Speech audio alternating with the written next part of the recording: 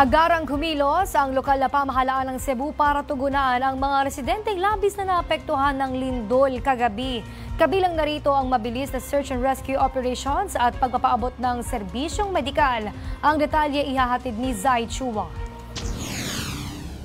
Isinailalim na sa state of calamity ang buong lalawigan ng Cebu matapos itong yanigin ng 6.9 magnitude na lindol kagabi na nagresulta sa pagkasawi ng maraming residente at pagkasira ng mga estruktura, heritage churches at malawakang brownout sa ilang lugar sa bansa. Kuha yan sa Archdiocesan Shrine of Santa Rosa de Lima sa Cebu nang tumama ang magnitude 6.9 na lindol sa lugar mag-aalas 10 ng gabi. Matapos ang lindol, kita ang matinding pinsala sa gumuhong simbahan. Sa Colon sa Cebu, nagkagulo at nabalot ng pangamba ang ilang tao sa isang night market. Dahil din sa malakas na pag-uga ng lupa, nagmistulang nagsasayawan ng mga streetlight na ito sa Tubigon Port. Sa kuha ng isang uploader, kita ang gumuhong bahagi ng isang hotel sa Cebu City. Tiniyak naman ni Cebu Governor Pambari IV ang mga hakbang para tugunan ng mga pangangailangan ng mga nasasakupan.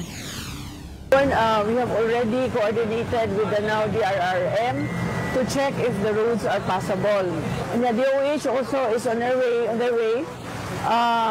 Si Dr. Aquino from Soto Hospital already assembling his team, trauma team, to be sent to Bugo. Office of the President has already contacted me and confirmed they will send immediate aid.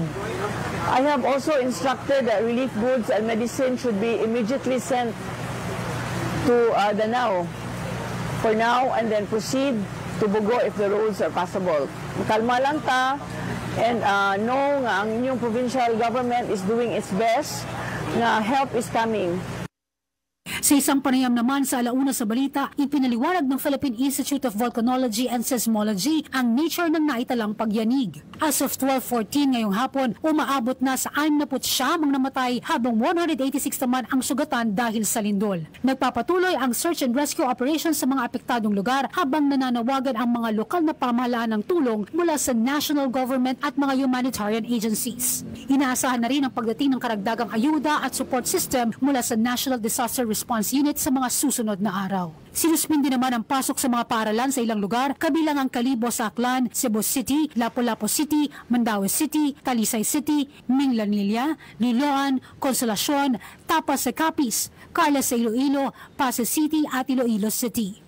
Samantala, bumisita sa command center sa Bogo City, Cebu ngayong hapon sina Defense Secretary Gilberto Teodoro, DSWD Secretary Rex Gatchalian, DPWH Secretary Vince Dizon at DOT Secretary Cristina Frasco. Para sa totoong balita sa Bagong Pilipinas, Zai Chua, Congress News.